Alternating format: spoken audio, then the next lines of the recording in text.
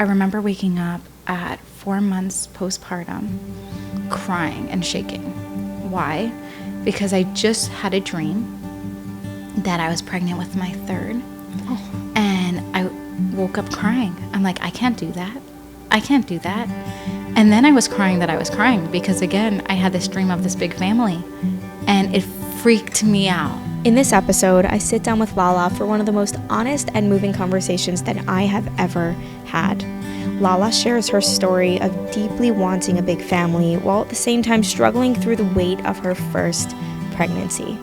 Funnily enough, Lala is one of those people that I've always wanted to speak to on this topic. And so I did, and I really do not regret it. I gained so much, and I know all of you will as well. She opens up about the guilt she carried, being afraid to have more children, and how she slowly found the strength to move forward. There were tears shed as Lala spoke with rare vulnerability about what helped her from learning how to swim in the kiddie pool before diving into the Olympics of building a big family. She drew strength from the Torah, from her religion, community, and her own inner courage. Her message is sincere, it's raw, and it is life-giving. I believe with all of my heart that what she shares has the power to impact not only women today, but the generations of children who will come after them. And yes, I said that. I hope you guys enjoy. It is a beautiful, raw, and sincere episode. Thanks for being here.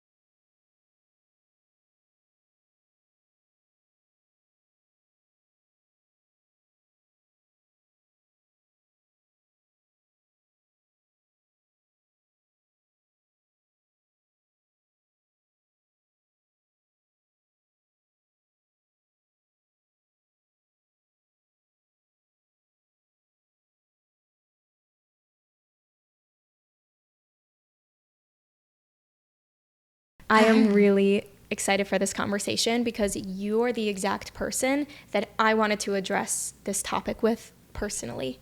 And it's because on your face and in your body language and the way you talk as well shows that this is your passion. Like, you care about this topic, and I knew that within the first 10 minutes of meeting you. Thank you so much. It really means a lot because it's my passion because I've worked on it. It's not just something that happened overnight or even, all my life I grew up like, this is my passion, but it was something that I struggled in and surprisingly struggled in, which we'll get into later. But it's something I worked really hard to succeed in. And It shows. thank you. Yeah, I wanted people to also know that I'm happy and I'm loving this. Wow. So let's get into the this. Women in today's day and age, and also men, for sure also men, but we're women and we're the ones having the kids. So I'm going to address it from our standpoint first. But if you come over to a woman, a mom, or even a 15, 16, 17, 18-year-old and say, like, what do you think of having like a big family, a lot of kids? Especially, by the way, if you're talking to a mom with 1 or 2 kids, like, so you want 8, 9, 10? Like, the first knee-jerk reaction is like, like, I'm drowning. I'm drowning already. Oh, yeah. Why do you think that is? And how do you think we got there? Like, why are people so scared to have so many children? Myself included. I'll be open and honest. I want a big family, but when I think of 7, 8, I immediately imagine the 2 that I have, and I'm like, how? Our anxiety rises, right? Like our heart, like, it starts pumping. Like, wait, but again, because I'm drowning, right? So it's like, imagine we're in a kiddie pool and we're having a hard time in that, and then we're like, we're gonna throw you into the deep end, and you're like, I can't, I haven't mastered the kiddie pool, like I can't touch the floor now. How am I gonna be able to touch the floor, 100%. in the deep end? But then you put a 20-year-old in the kiddie pool, they wouldn't have that anxiety, right? So definitely when somebody is in the process, like right now, it's 2 under 2, 2 under 3. 2 under 3. Okay. So 2 under 3. That's not even so squished together. Yeah. I'm still saying that. No, first of all, it's a lot. It's a lot. And also every child's our own gift, and we have to figure out each child, right? So child number 1 is so different from child number 2. And we think we've got this. We're like, oh, no, after the first kid, we're like, okay, I think I kind of got this, I know my kid, I know babies. And then we get a new baby and it's nothing like the first. And we're like, wait. Another project? I have to relearn how to swim, right? Absolutely. I have to relearn how to swim. You think society plays a role in the way that women think about having children? I think society made parenting very hard on us, and the expectations. Something I think about all the time is if I were to write a list of what makes a good mother, and I'm putting that into quotations because who decides what's a good mother? But if I were to make a list of all the things that society tells me I have to do in order to be a good mother, it's just not doable. So it starts with, having a clean house all the time. Now, on top of clean house, also get the aesthetics right? Make it beautiful. So it's not enough just to be clean, but for me, that's a big struggle. My house looks like a warehouse, Now it helps because I have 4 boys. So go ahead, go warehouse it away. I'm not nervous about anything being broken because there's nothing to be broken. You set it up that way. I set it up, and I will talk.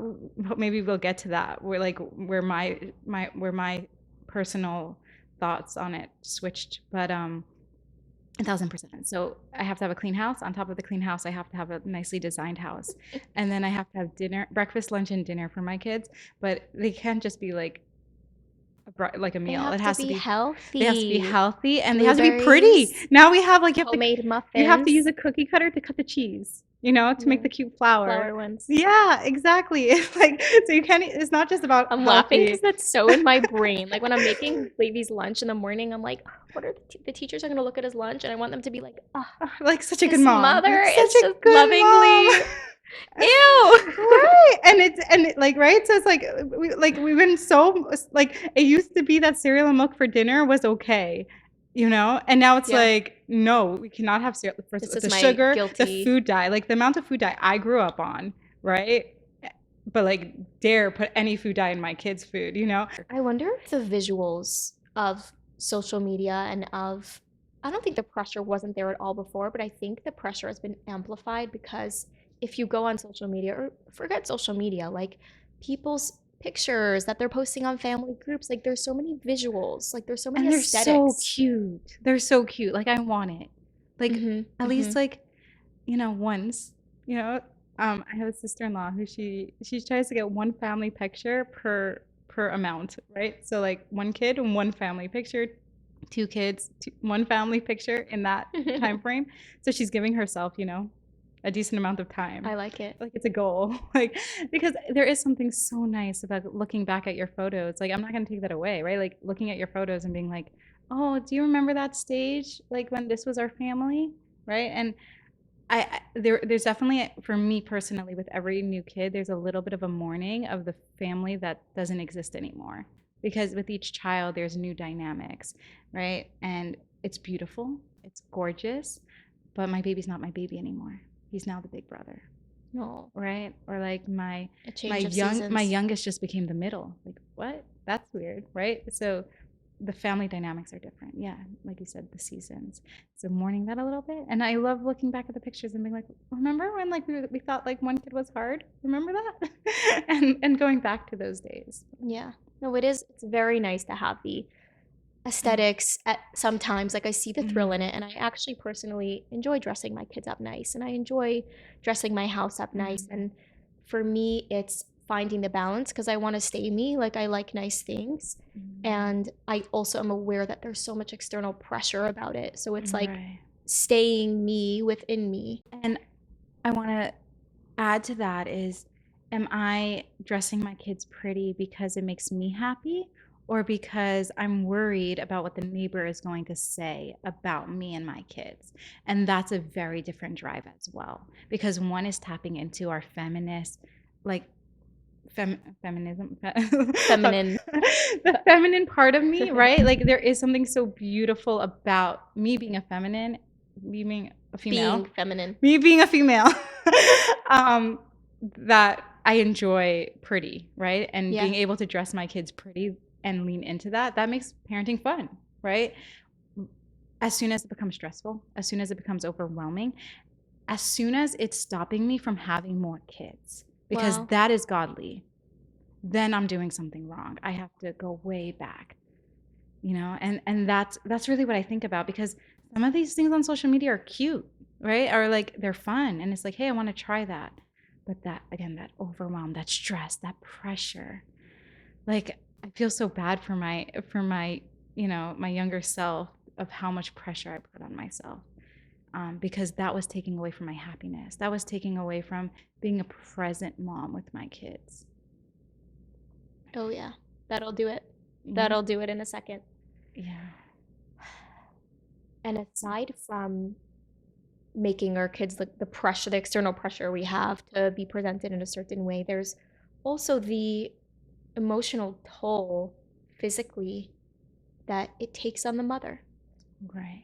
Pregnancy, postpartum, Yeah. and then taking care of a whole child, having your life shift dramatically with each child. We're giving over our entire lives to our children. You can see I'm like, I've been there. I'm like, I'm feeling it. As like, you're talking, in a way, we're not people. Does that make sense? Like, in a way, okay, we are people. That's very dramatic. But we are essentially, giving over. We're not our receivers, identity. we're givers, right? I know that you had your own personal journey with difficulties postpartum, like real difficulties postpartum, and you navigated that so beautifully. Not that the postpartum was beautiful, but the work you did on this topic is so beautiful. And I want to hear your journey. Like, what was your experience having your first child and then your second child? How did you pursue the love for having a big family and children? Right. So, okay, let's start. First of all, I grew up in a big family. Both my parents grew up in a big family. My grandmother is the oldest of 15. Oh my gosh. Yeah. So I was raised with this love of big family, which I'm so grateful for.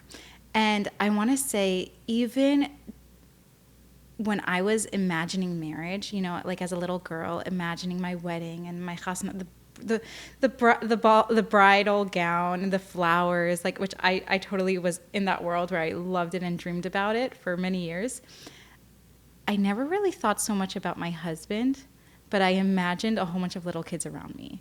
Like, my dream was my family, you know, like, and my husband was obviously part of that, but like. From how old? I want to say 5. Like, I always loved kids, and I remember wanting kids, you know. So when I eventually met my husband, it was like, yes, kids, like, you know, like this is going to happen. Right. And obviously, and not even that, it was when I was dating my husband, it was like, yeah, he's going to make a great father. Aww. Right. And that was something that got me so excited to marry him. Because I was so focused on this family that I really, really wanted. So I thank God I got pregnant very, very soon after our wedding, and it hit me so hard. I'm like nauseous, like all day nausea, or specifically night nausea. And so that means no sleep. No sleep. Yeah, I had my bag of pretzels next to my bed that I was like eating, you know. And I will still remember it to this day, and I repeat the story so many times because it was the start of this journey. I'm sitting on the couch vomiting, and I don't even think I was vomiting. I was just nauseous, which is worse than vomiting. I found that sometimes the vomit, then I was able to exist afterwards. You get 10 minutes of relief after the vomit. Exactly. TMI. But this was like the nausea, like that pit in the stomach of like, ugh. And my husband walks in through the door, and so innocently, like the poor guy so innocently was just like, so what's for dinner? Rookie mistake. Ooh. Now, he didn't even meet, like, the expectation was not that I should make dinner. It was like, should we order pizza? Like, that what was... What are we doing? Like, what are we doing? Like, it's time to eat. And I spiral. Completely spiral. I'm a terrible wife. How could I'm going to be a terrible mom. I can't even keep myself alive right now. How am I going to keep this kid alive? How am I going to keep my 10 kids alive? Okay, we already jumped to 10 kids. And I will still remember that was my first panic attack I've ever had. Oh, no. And I remembered, this, I found out the next day that it was a panic attack. I didn't even know what it was. I remember stopping to breathe and telling my husband, like, I think I need Hatsala. Like, it was bad. I drank water, calmed down, cried, and spoke to my mentor. I spoke to my mashpia the next day, and like that, like I'm like tearing up because I want to give myself a hug back then, like, honey, you're not going to have 10 kids overnight. It doesn't work that way. It's going to take a while. And it's okay to have pizza every once in a while, to help you have this kid. You're so hard on yourself. Yeah, I was so hard on myself. Like, so even like before postpartum, we're talking about prepartum. We're like, why am I crying? It's so much because it's, wow. We all feel it in our gut. That's why. Because it's like, this is my family that I dreamt of my whole life. And all of a sudden that dream is falling apart, know? Okay, let's drink water. So these tears are... Also, you're thinking back on, like, what would you say to your friend who's, like, sitting around the couch, curled in a ball, nauseous, growing a baby for the first time, and she's, like, beating herself up? 100%. And I remember just, like, my husband, like, thank God, he, the most supportive rock, and I would be like, I did nothing today. And he's like, what are you talking about? Read that app. You just built lungs today, Or like, there's a heartbeat today. Okay. So to be fair, I sometimes would tell him what to say when I was feeling good. Aww. It was something that I would be like, ooh, tell me this when I'm going through a hard time. Wow. That is really advanced. It was really cool. I don't know exactly what, like, but I had certain mantras that helped me get through because this was something I really wanted. I really wanted this big family, and I needed to make sure that I could do it. You were set up for success. Yeah, and so there were certain things that, one of the statements that really helped me get through was, this is a 20-year investment of 120 years of life. So God willing, I'm going to live this long life, and it's only 20 years. And I know, like, 20 years, like, that's so many, but in the long run of 120 years, what's 20 years? What's 20 years? And for the biggest gift, for something that I know I love, I know I want so badly. So from that moment, like, how was the rest of your pregnancy? Right. So thank God. I spoke to my mentor. She was such a great listening ear, and she would tell me all the time, like, take it easy. You're okay. It's not happening overnight. It's one day at a time, and you're enough. You're enough, and your kids, something she told me, which was so beautiful, she's like, your kids are so forgiving. you have a bad day and you think like you're this horrible mom, they're not going to remember the next day. They love you. You're their mom. So whenever I would have those hard days, after I had the baby, that was a big deal. What else? Yeah, there's so much to talk about this. We could deep dive into this for a long time. All I know is that right now, like, I get to hug my babies, and I worked hard for this, and yeah, you did. And I'm so lucky. I'm so lucky. I don't think we realize how hard. I don't think we give ourselves enough credit for. I wasn't expecting this, but this was not on the list. I don't think we give ourselves enough credit for how hard we work and how much of our whole, we give everything. And I do want to say that part of the process is these emotions, right? Like riding the waves. Our kids take so much from us. Every emotion that you could feel, like when we teach our little kids, like, this is sad, this is lonely, this is angry, like, and all the facial expressions, our kids make all of those emotions so real to us on an everyday basis. I've never felt any of those emotions as much as I have as a mother. Wow. I need to hear, like, how you got through your pregnancies. What were your postpartums like? How did you navigate it? And how did you go from, like, being evil to yourself, right, to embracing everything that comes with motherhood and coming to love it? Like, teach us how to love the hard parts. I feel like I see you with your children, and again, like, from outside in, it might be very different, but you give off zen. Like, no matter the chaos that's going on around you, you have 4 boys, you're fine. You're breathing, like, your face is soft.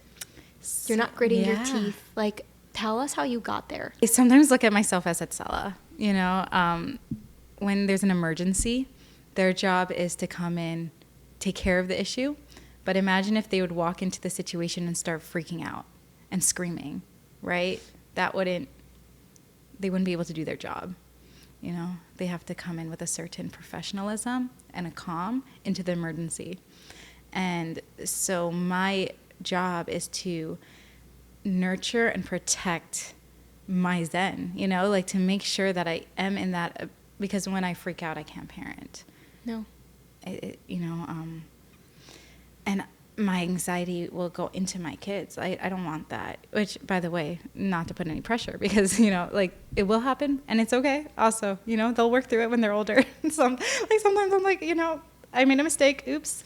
Let's start again. I remember you told me a story that you brought your child to school and you were like to the principal, like, I messed up this morning. I was very not nice to him. Please help him. Yeah, literally. We had a hard morning. For real. She called me midday. She's like, I think he has to go home. And I'm like, it's my fault. It's my fault. And she's like, we totally get it. Let's just do a restart. We're just going to do a restart. And it's okay. We go through it. And I want to say that was right after I had my 4th. I was like in my newly postpartum. And again, that's a season in my life. And I embraced it, like, it's not forever. It's not forever. I made a mistake and I'm in a hard... Yeah, the fact that you were able to tell the principal that, like, you didn't hide it, you didn't shame yourself. Well, I don't know if you shamed yourself in private, but you were open about it. You were like, I made a mistake. Let's... thank you for reminding me about that morning, because it was a boo-boo. Like, I lost it at him in a way that I haven't in a long time, and I felt horrible because it wasn't his fault. It was 1,000% my fault. Something that someone told me once was, when I go home to my kids and I go, the house is a mess, and I remind myself the house was messy yesterday too. Why am I upset about it today? Like, what's going on? What's going on inside of me that today the mess is bothering me? Whoa. And just that reminder, is that it's okay. It's okay. And that goes back to the point of, like, nurturing the one who needs to nurture. Like, hey, what's up? You're sad. Like, we want you to be in good shape and feeling good, so that you can be yourself. So like going back to Right. her. And again, what is my job? Because we discussed in the beginning, what is a good mom, right? Like, what is that list, of what makes somebody a good mother? And and it boils down to what the Torah says a good mother is. And a good mother is an educator, right? I'm not a policeman. I'm not a lawyer. I'm an educator. And I'm going to educate my kids to not lose their temper. I have to do that to myself. I have to educate myself first. And then I could expect that from my child. So, yeah, how am I educating myself?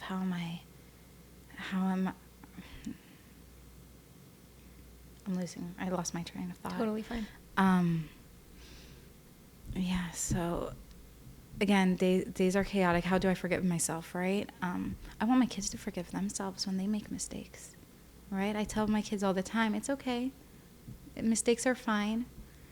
I have to practice that on myself, right? Mistakes are fine. I'm not going to be perfect. My mother used to always say that she was not perfect. She was like, I'm not a perfect mom. All the things that I do that are not perfect, write on a list and tell yourself that you'll be different with your kids, because I'm doing my best, and I want you to do your best. And that was so powerful growing up, because I got to see my mother as a human being as well, right? Who makes mistakes, and she's aware of it. She's aware of it. And allowing herself to. Because she also did so many more things right. So many more things right. I'm so grateful from each and every one of my siblings. Like, it's the biggest gift that my parents could have given me, each and every one of my siblings. The other day I was speaking to my little brother, and he's not so little anymore. He's 15. And he was telling me, do you remember when, we used to go to school together? I would drive him to school at that point. I want to say 20. And I would take him to school, and I would make him like little hot cocos in the morning. Like, we would have our little drinks. And he was your little baby. He was my little baby. I loved it. And again, I didn't have to do it. I wanted to do it, right? And he was reminding me, and I'm like, yeah, like, those were our little memories. And now I have my own little boys, but I know how to do it because my parents let me practice on my little brothers, like, thank you. Thank you for giving me that gift. And it's so fun. It's so fun. Wow. Yeah. So, yeah. Did that answer your question? I don't even know. Where were we at? I wanted to hear it did answer my question, yes. Okay. And I want to hear more. Okay. How did you get through those hard days? Like, you're telling me in snippets, which is all I want to hear. And I also want to hear big picture. Like, okay. So I'm gonna go back to specifically after my second, okay? Because first of all, I was so excited to get pregnant with him. Again, this is my dream, to have this big family. And I got pregnant with him way sooner than I thought even possible. Can I ask what's the age? I got pregnant with him 6 months postpartum. So there's a 15-month gap between my oldest and my second. And again, I looked at it as a miracle, because I never even fathomed that this would be my life. I looked at other people and be like, oh, I don't know why. I just assumed like I would have like 2-year gaps or 18-month gaps. But if it was so hard, how did you become excited for it? Like, how were you excited about anticipating another? I have no idea. I don't know. I don't remember. I don't remember, to be honest. Just blocked it out. I guess I just forgot, like it says in the Torah that like women used to go to the Beis HaMikdash to sacrifice a bird, as a forgiveness for lying, because they said after having the baby that they will never do it again. Yep. So that I definitely forgot. There must have been so like funny. Yeah. I didn't know that. Yeah, so I forgot, Us women are all the same. 2,000 years ago. 2,000 years ago. Same also, story. They still promised themselves never again, never again. Yeah. And then, so I was so excited. I remember being like, wow, here we go again, And then he was born. And it was hard. It was 2 babies, ultimately. I think my oldest was just walking. I remember like being like, I cannot give birth until he's walking. Like you're going to figure this out. And making sure that I got to I'm like, there's no way I'm holding 2 babies. But ultimately it was 2 babies. It was 2 babies in diapers. You know, the schlepping, the in and out. I would say the physical, you know, exertion of Even if that. mentally you're doing 100%. Yeah, like physically. And then I mentally wasn't doing so well. That's the truth. And I was in a new location. I just moved. I started a new job, a dream job that I'm still doing today, which I'm so grateful for. I work with high school girls, and I was throwing my 100% into that, and a new place With 2 kids. with Babies. 2 kids, Sorry, not 2 kids. babies, with 2 babies. And I remember thinking, again, I was working so hard on the forgiveness piece, which is like, this is just a phase. This is just a phase. We'll get past it. We could do this. And You're so strong for that. Thank you. I remember waking up at 4 months postpartum, crying and shaking. Why? Because I just had a dream that I was pregnant with my 3rd. Oh. And I woke up crying. I'm like, I can't do that. I can't do that. And then I was crying that I was crying because, again, I had this dream of this big family. And it freaked me out. It scared the heck out of me. Like, how can I even think that I don't want this big family? Right? Like, how could I even be scared to be pregnant? Right? So again, it's different a little bit than what maybe other people, you know, because again, I had this dream. I need this big family, and I want this more than anything. Not everyone, even from the start, has that dream. Exactly. Not everyone even has that dream. So yeah, and I'm like, how am I going to do this? And that's when I realized I was not okay. Right? Because I truly believe that as women, we want big families. We do. Like, if we look at, again, the Torah, every blessing includes that you should have a nation come out of you. You should be fruitful. You should multiply, and you should have a nation come from you. Saturday night, after Shabbat is over, there's a prayer that 2 people could pray and giving each other a blessing. And I love that. I love that. It's beautiful. I love it. It's time. such a connection time between me and my husband. We say the blessing together, and To each other. to each other, yes. And we bless, like, he's giving me blessings, I'm giving him blessings. And he was translating a part of it to me that I never really focused on.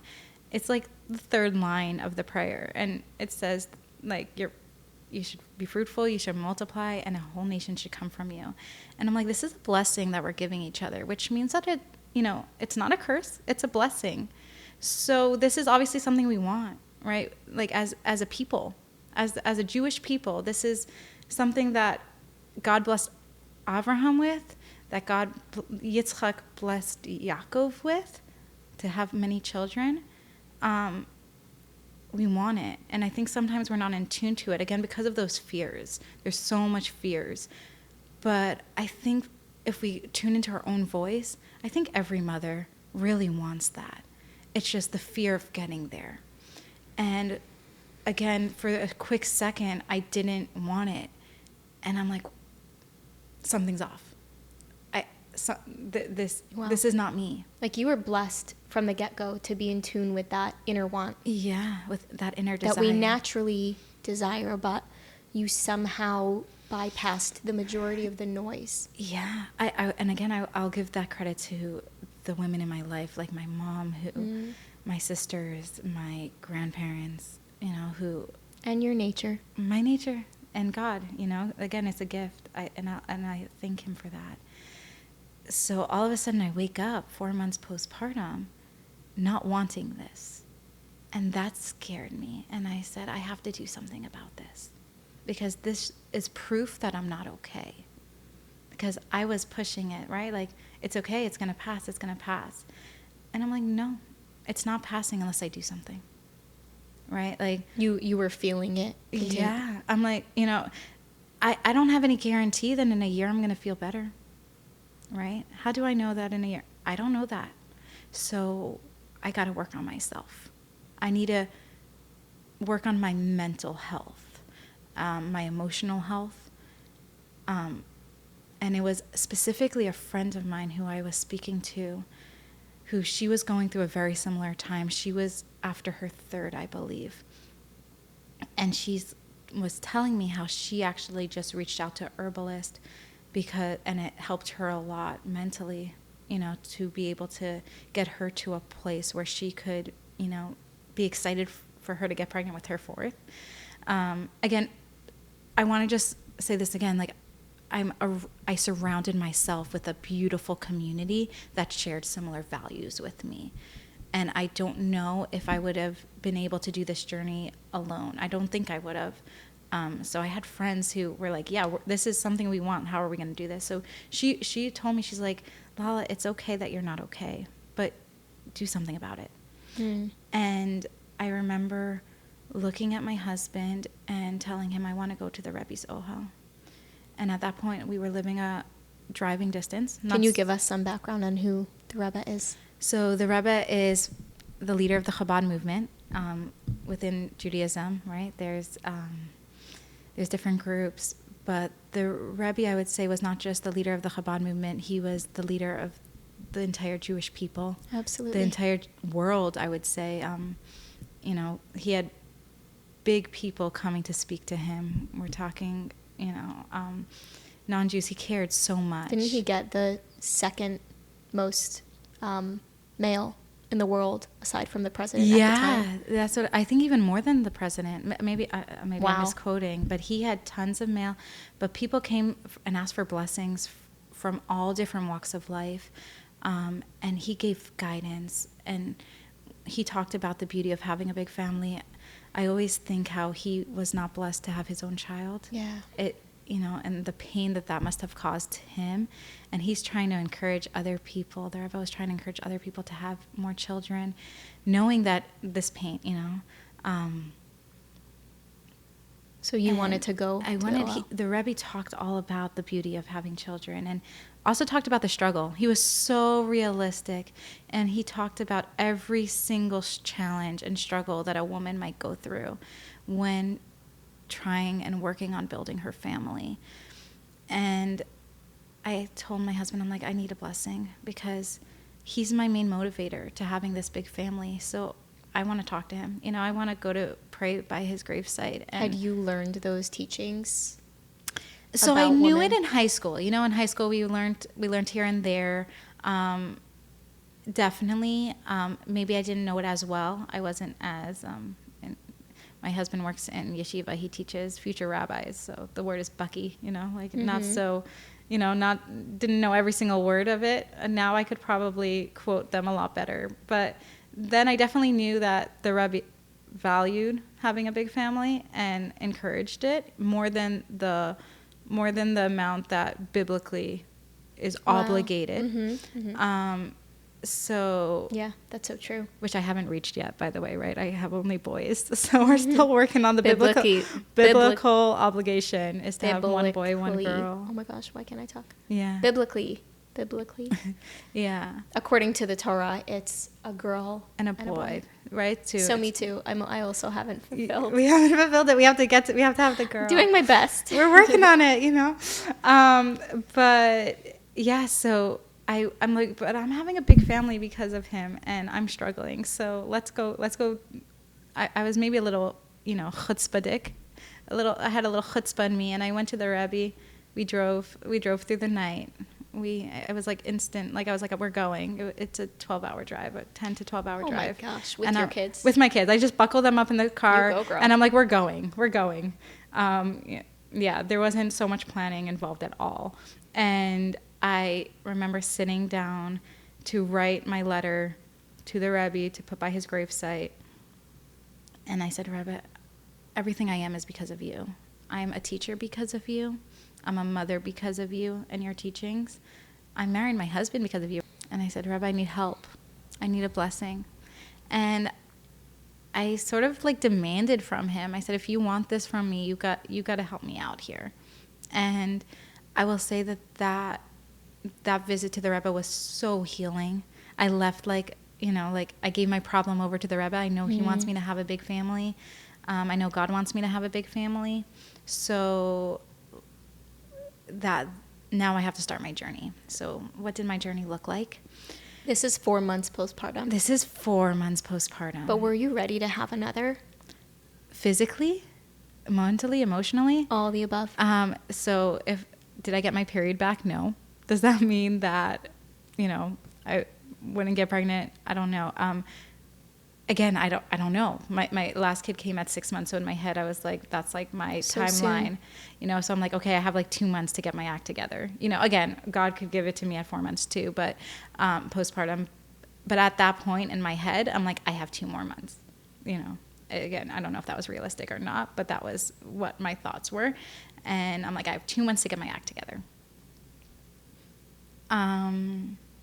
So I left, and I reached out to a good friend of mine, and we started learning every single day the letters of the Rebbe, the teachings of the Rebbe, about the beauty. Again, going back to my natural instinct of this is beautiful, and reminding myself that this is amazing. One of the things that I realized is that we're ready to invest in a lot of things and work hard for them.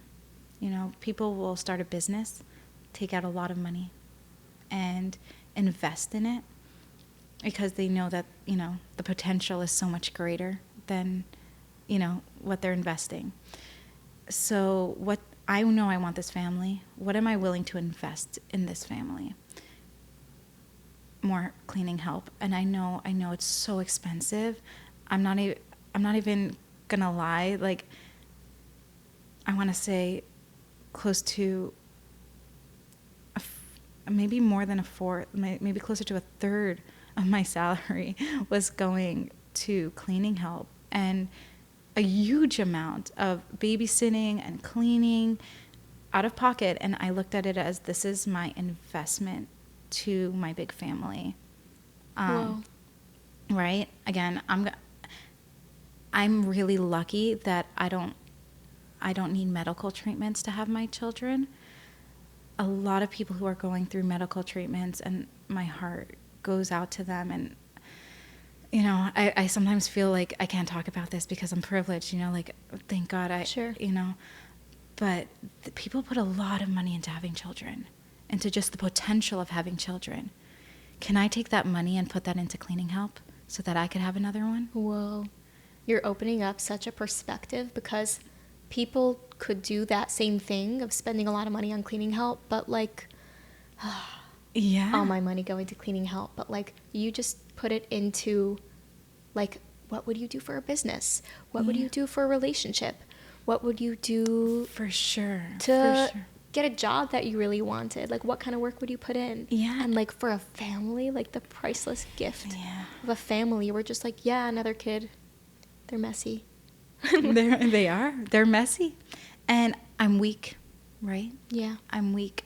I don't have the strength I wish I had. So what did the Rebbe tell you? Like, what is he telling us? Right. Like, so, women who, I want to go back to the women who were not gifted with this gorgeous blessing that you were gifted with, in wanting it so badly, and having that mindset from the get-go of like, how do I get there? Because you started halfway there already. Right. And still struggled tremendously. But what is the Rebbe telling women who don't even have that 50%? They're like, I know it's the right thing to have a big family. I know I want it deep down, but I don't want it.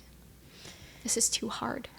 I don't naturally. So that's the first thing. I don't want it, or it's too hard. Those are two very different things, right? What do you mean? Because it's I want it, but it's too hard, right? And usually when I say it's too hard, that means I don't believe in myself that I could do it. And the number one thing I love doing, I feel like God put me in this world to do this, is just to go up to moms and be like, you're rocking this. Oh. You're awesome. You've done that to me before. I have. Like, I do it. I do it to like all moms. Like I just like you're special too. You are special. You are special. I wasn't rocking it. It's true, but it's true. But because I feel like everyone needs to hear it. Yeah. Oh Every mother needs to hear it. Like, you've got this. Your kids are cute. Your kids are so beautiful. And I think I also told this to you, which was your children are not a reflection of you. Yeah. You know, God gives you a soul to take care of, to nurture, to educate. And every child's going to be so different. And I think the more... I think you saw my body tensing up. We were eating a Shabbos meal by you, and like, you know, my kid was fighting. I don't know what happened, and like I'm just like, and what's going through my mind is he's tired. The poor kid is at my house, and he needs his bed. He needs a nap. He's gonna fall asleep in that stroller as soon as you leave. You know, as soon as you leave. But you were just like, no, he's acting up. Like, yeah, that's what kids do when they're tired, when they're hungry, when they're in new environments, right? And I'm just like, it's not a reflection of who you are. It's not. Sunk in. That really sunk in. And the more kids I have, the more I see that, because each one of my kids are so different. So if I had one kid, I could be like, no, he's a reflection. But if he's a reflection, then why are all four of my kids completely different human beings? Sure. With different triggers and different, you know, and different ways of serving God, right? Each one of them have a different love. And you know, my first loves learning. He could sit with a book and read and ask questions, the deepest. It's so fun to talk to him. And then my second has the biggest heart and will give his shirt for his brother. And I'm like, this is a gift that God gave him, right? And they're each personifying different amazing qualities, beautiful qualities. God gave that to them. And every mother needs to realize that. Yeah. And with every gift comes its challenges. It's like we automatically blame ourselves. And that's the challenge that's the fear. That's what feeds into the fear. Right. And again, sometimes it might be our fault. And that's okay too. Right? Like, she said it. Yeah. Sometimes it again, like when you said with my kid having a bad day, it was 1000% my fault. But I'm going to challenge my thought right now, because this is something that I do all the time, is that it was my fault, but was it really my fault? Meaning, why was I tired that day? Was it because I was pregnant? Because I think at that point I just had a baby. So is it really my fault? Yeah. Right? What are the hormonal shifts that were going through my body at that time? Did I eat breakfast? Maybe my kids spilled, this happens all the time, where my kids will spill the leftover milk, that I was planning on taking for myself. And then, now I don't have it, or whatever the dynamic is, was it really my fault? You can acknowledge a mistake without dunking your whole face in the toilet bowl. I love that. Right? Like, okay, like next time I'll be more prepared. The I made a mistake doesn't need to carry all the weight in the world. Right. Like you made a mistake. I made a mistake. Those words, you're good. Right. And sometimes the mistake was out of my control. Right? Like sometimes there were things that, that led to that mistake happening. And forgiving myself, right? Again, all of that, because if I were to say it's all myself, it's not true. It's not accurate. It's 1000% not accurate. But I will work on myself. That even when I didn't eat breakfast, that's not an excuse to lose it on my child. Sure. It goes both ways. Like not to beat yourself up, but also to hold yourself accountable. Exactly. So you're saying that women who are in that place of, I don't want another one. Like it's because of or I don't want any. Right. It's because of the fear of failing, fear of judgment. It's like you need to go back and reframe the whole way that you communicate with yourself, because clearly there's a real lack of confidence. Yeah. A real lack of what else? We haven't listened to our voice, right? Again, we're going to go back to that social media. Like, am I looking at this as ideas for parenting or as judgment, as in this is all the things I have to do, and if I don't do this, then I'm a bad mother, right? Instead of it being inspiration, exciting, oh, this is a cool idea, it's oh, I don't do that, right? Can I ask you what you learned about what the Rebbe spoke to women about? That was actually one of the sikhs of the Rebbe. The Rebbe says that one of the reasons why women struggle is because they're scared of what people are going to say about them. Whoa. Yeah, that was very powerful to me, because it's really, I had to stop all those voices and be like, no, that's those voices are not mine. They're not my voices. It's so hard to do, because they become our voices if we're not careful. 100%, and we don't even realize. And again, how do I know if this is a good voice or a bad voice? Is it stopping me from doing what I know God wants from me, which is to have more children? Wow. Right.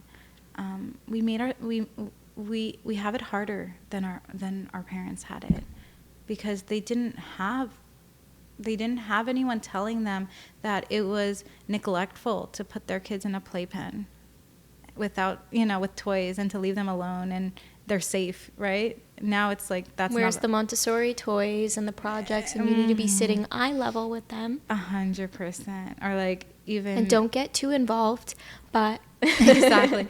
I don't have a high chair in my house. I don't have any kid toys in general. Especially at this point. I would say that with my first and second kid, I got very excited to like deep dive into all the different, like, this is what they're doing now, and this is the right toy for them. And I'm like, now they just have their brothers, and they just, they figure it out. They play in the wild. Yeah, they use my Amazon boxes. I got them scooters. They scooter outside all the time. It's so cute. Like, they don't need toys anymore. Well, because they have each other.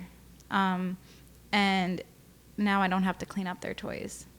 Oh, that's a win. It's such a win. All right, I'm throwing that box out. Throw the box out. Honestly, declutter. That's, by the way, another whole journey that I went through that's been helping me stay zen, is like the less stuff to manage. Like, I want to manage my kids. I don't want to manage their stuff. That really helped me. But again, we could go into that for like another hour and a half. Like, like the more time I have to spend with my kids, the happier I am. Whoa. So is this taking me away from my kids? So it sounds like you got really good at blocking out the noise that was coming from yourself, because that's what needs to go first. Right. Your inner messaging. What are you telling yourself? Where are you getting this messaging from? Like, stopping and being like, 1 second, hello thought. Did you come from that reel I just watched, that article I just read, or are you me? Right. Who are you? And then making your life more, after listening to yourself, you can block out the noise of your life. Like, okay, so what's necessary and what's not necessary? Like, I'm trying to run this boat efficiently, and I'm the boss. This is gonna go, that's gonna go, this expectation is gonna go. I'll give you a small example. My kids love scootering in the house. Okay, so I think according to all norms, that's not okay. No scooters in the house, no balls in the house. No balls in the house. But it's easier for me for them to scooter in the house, because then I don't have to be in the heat, and that drains me. That gives me a headache if I don't drink enough water. So I'd rather be inside and have them scooter inside, So that means we're going to take the carpet that's really cute in front of the couch, and we're going to roll it up, and we're not going to have that carpet because it's taking away from my calm. Whoa. Right? Again, like I said, I live in a warehouse, and I really hope one day I'm going to be able to create a beautiful warehouse. Of course you will. I'm going to figure it out. I'm like, that's my, they say that after, like, the Rebbe said that every child comes with its set of blessings, I look at each one of my kids, and back to my journey, like, I would say that I worked really hard after my second kid to get to a good place. It involved learning, it involved eating healthy, it involved walking. It involved getting tons of help, extra help, as it's an insane amount of help. And changing your perspective about that help. Totally changing that perspective. I'm talking about having an angel of a teenage girl coming in the morning to help watch my kids so that I could get dressed in the morning. Again, like, we're talking about, like, I treated myself like a queen. I invested. Can you tell us more about this queen treatment? Because I think that women need to hear it to feel valid about doing it for themselves. So, yes, something external we need to hear to implement it in our lives, but tell us. I found out that when I spent more than 5 minutes getting dressed, I felt really good, right? And I'm focusing a lot on dressing my kids cute, right? but what about me? You know, a really cool perspective, by the way, is I always said, I said this to my teenagers in high school all the time. I'm like, there's one time that everyone will look picture perfect in your family, and that's going to be probably like at a chasana, like at a wedding, if they haven't spilled the purple punch on their shirt exactly yet. So like for a quick second, you know, like for that picture, I said mother looks good, father looks good, all the kids look good, you know, there's beautiful flowers and the table's all set, right? Like you're in this beautiful luxury looking place, and I always say, like, what does the hotel look like? The hotel room that you rented for that wedding.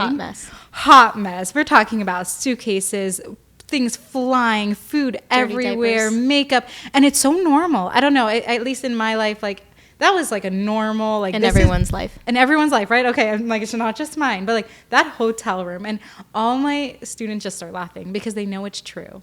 And I cannot have everyone look perfect all the time. So every day it's like, it's either going to be my house looks good, but my kids are a little bit of a mess, or I look good and my kids are a little bit of a mess. Like, we got to take turns. So you're not having the perspective of like, if my hotel room being a mess is bad. You're just like, of course it looks like a mess, and it's not bad, it's a mess. Okay. Yeah. So again, queen treatment. So I'm gonna do what I need to do to look put together, and that means that in the morning I might need a little bit of extra help. So I had a girl come. I paid her to come to my house before high school started. She walked over to my house, and she would watch my kids for an hour. What an angel! While I don't think the money was worth it for her. Like, she saved my life. I don't know if she realizes, and I'm sure, like, there was times that she came and kids were in dirty diapers. What's her name? And mess. Can I throw her name out there? First name. Leia. Shout out to Leia. Leia. Oh, Leia, you're a queen. She's definitely amazing, and she helped me be the queen that I get to be. So that was a great help. That's when I got my Instacart and my Walmart Plus and all that good stuff. You know, I get my personal shoppers.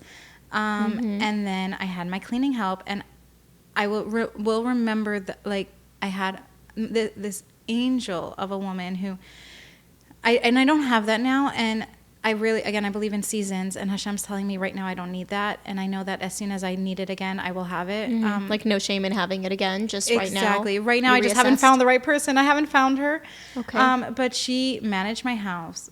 Like, she wasn't just cleaning help. She was a house manager. She was your other queen. Oh, she was phenomenal. I would Instacart Shabbos meals.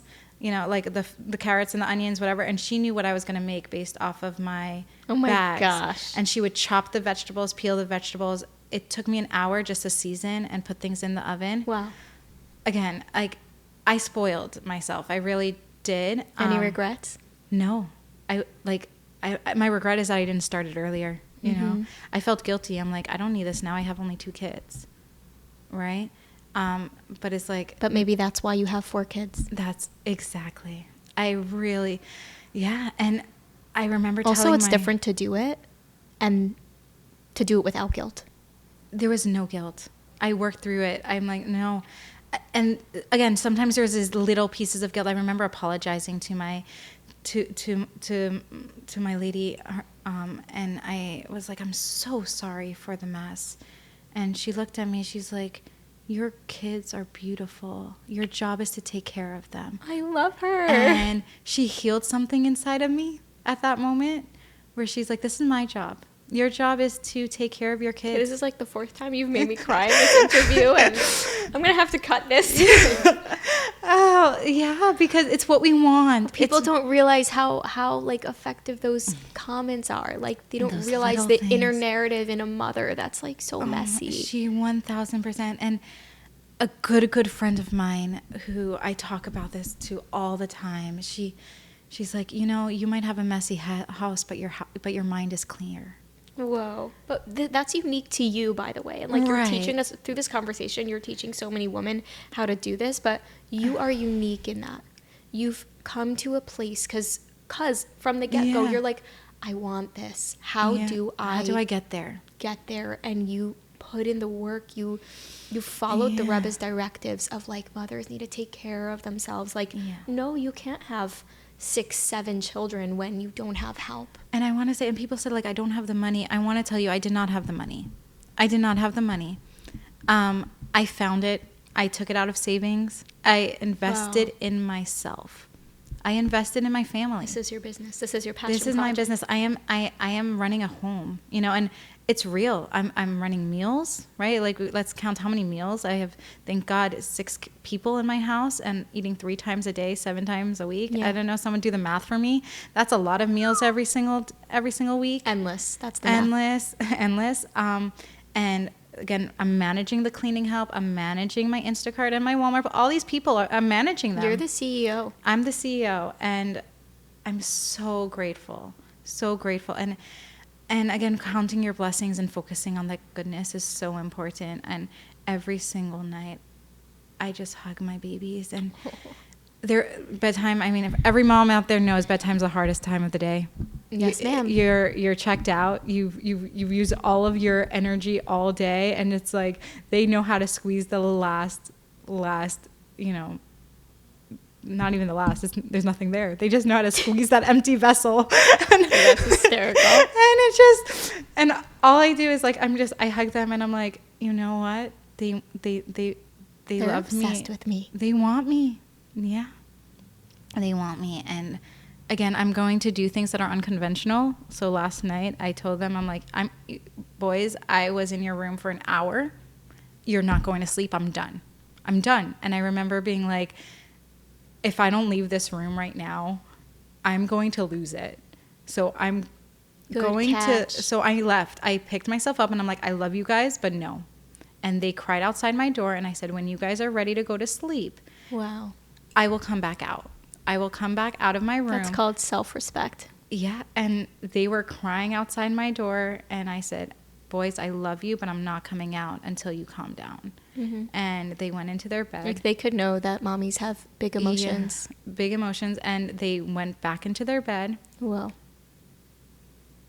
they came back like a minute later, and they said, we went into our bed and you're not out yet. I said, nope, 5 minutes. 5 minutes of not coming out of bed. I did go. 5 minutes later, they were done. They were sleeping. They were so tired. And, you know, I told them this morning, I said, you know, mommy came back into the room afterwards and you were sleeping, and I was so proud of you. Wow. And I did follow up with them this morning. But yeah, they know how to suck everything out of you. They really do. Lala, you are a rock star. Thank you. And I want you to, yeah. What are you, if I like gave you stairs to a rooftop that would reach hundreds and thousands of people, what are you telling them? What are you leaving us with?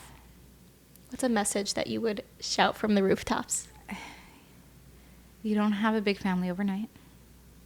It's one kid at a time. Just because I'm not ready to have 10 kids does not mean that you're not ready to have 3 or you're not ready to have 4, right? Like, just one. I want everybody's voice to themselves to be like, you're an amazing mom. You're an amazing mom. I want people to look at people in these hard times, right, and recognizing that it's just temporary, and to celebrate each other instead of it being like, oh, that mother is falling apart, or that mother's kid is, you know, it has a dirty diaper, or this and that. It's, hey, can I help you? Oh. You know, because there's going to be seasons that I could help another mother, and there's going to be seasons when that mother's going to help me, and that's totally normal. That's totally okay as well. Be each other's community. Be each other's village. Community. I'm back to you. Like, I love being able to pick up your son from school, and I'm sure that helps you out so much. Gosh. And I'm in that season where I'm able to, you know, and I love that I could be that support. And there's going to be a time, I know it, that you're gonna be, you know, helping me out. Absolutely. So and instead of it being like, oh my gosh, like, that mother, she can't pick up her own kid, you know, like, picking up her kid is like such an important time. Like, that child should know that her mother loves him and can't wait to pick him up at the end of the day. Whatever the like that thought, that voice, that horrible. It's like, no, that mom's going to be smiling outside the door, you know, and that's something I love telling your son when I pick him up. It's like, Mommy can't wait to see you. What a gift he gets to be in your car. I love having him. He's so cute. And he already like starts quoting me, like before we get into the car, he goes, guys, I don't want any fighting in the car today. No way. And I'm like, I love you. And everyone's like, we're like, there's not going to be any fighting in the car today. And then I'll be like, whoever's buckled up nicely gets a little cookie, and he like will jump into the seat and have his little cookie, and like, you know, he's great. He's so great. And I love I love that. And you love being my village. But instead of, I want us to think, if I see a mother struggling, and instead of judging, it's what, like, I'm obviously seeing this for a reason. What could I do to help? Yeah. That, again, another one of the beautiful Rebbe's teachings, which is if you see a flaw in somebody, it either is a mirror or it's for you to help. Those are your two options. So it's either that's what I look like, go work on myself, or go help that person. And that has helped me tremendously. So again, just that personal narrative of, you know, I see a mother struggling, let me go help. Whoa. I love that we're ending off with that message, because that's practical. That's like, okay, we just took in all this information. Now go be that. Like, I get to help. Yeah. I get to help. Shout out to all the preschool Moras. Oh my gosh. We love you. Yeah. They get to see us at our best and at our not the best. And they nurture our kids all day. All day.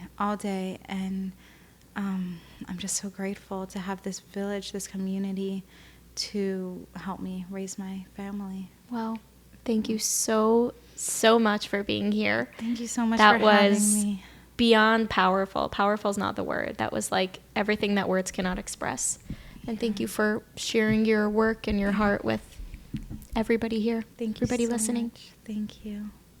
Thank you so much for listening. It means the world to me. I do put my heart into these podcasts, and if you are interested in sponsoring an episode, please reach out to info.dayinmyjewishlife@gmail.com.